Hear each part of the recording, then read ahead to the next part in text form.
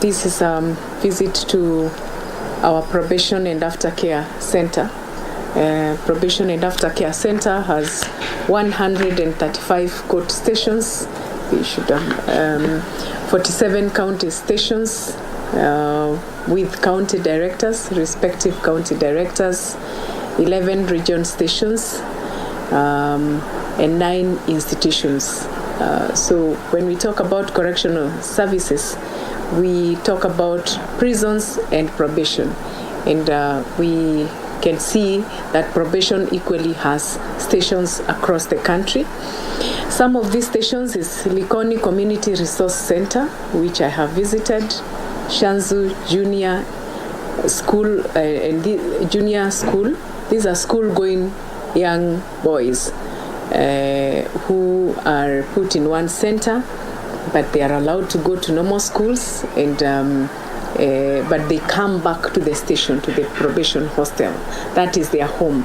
Then we have Shanzu Junior Going School, and also Kemomo, which has junior and senior. When we talk about the senior school, it means vocational training.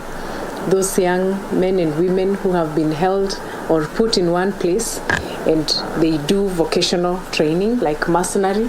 If you go to Kemomo Boys, the wall that is constructed there has been done by our boys who have been learning on how to do mercenary. And this is very key for them as they are being corrected and ready for reintegration in our society. We also have Nakuru Probation Hostel. We also have junior and vocational training. And we have Webuye Community Resource Center. We also have Siaya. The Siaya Probation Hostel is for special needs, that for girls only. Girls who have special needs. There are those young girls who get pregnant, for instance, and we have to contain them as we guide them on how to go on with life, having made small mistakes here and there in the community. So they are held there instead of releasing them to the public, and they become a public risk. And we also have, in Nairobi, we have Makadara, which is a very large probation hostel. Therefore, probation and aftercare is a very key unit in correctional services, as you can see. And they are joined at the hips by with prisons. They work very closely. And in our department, we are saying we are delivering as one, both probation and prison. The probation, they contain, and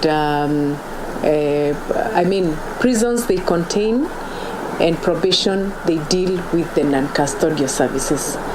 Those are people who are working in our communities. Those are people who, young boys and girls who are held in the hostels. They may have done something, committed a crime out there.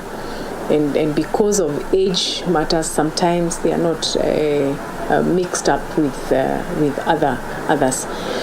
You also realize that with probation, apart from the probation hostels, we also have 3 juvenile institutions in the country. They also contain young people, just like probation. And that is why I am on my familiarizing tour on the probation and aftercare services, so that we can see how best we can improve. It is also a unit that is very key in terms of our policy formulation, our legal entities, legal documents, looking into areas where we can improve on our policy.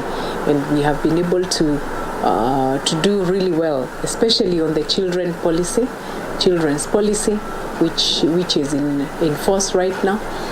We are working together closely with the prisons and probation to see that we have also worked on the Prisons Act, the Probation Act, and any other legal notices that we may need to improve. Remember, anywhere without a structure and without guidance, guiding documents, guidelines, it becomes very hard to deliver. And that is why we are very keen about legal and policy documentation. Thank you.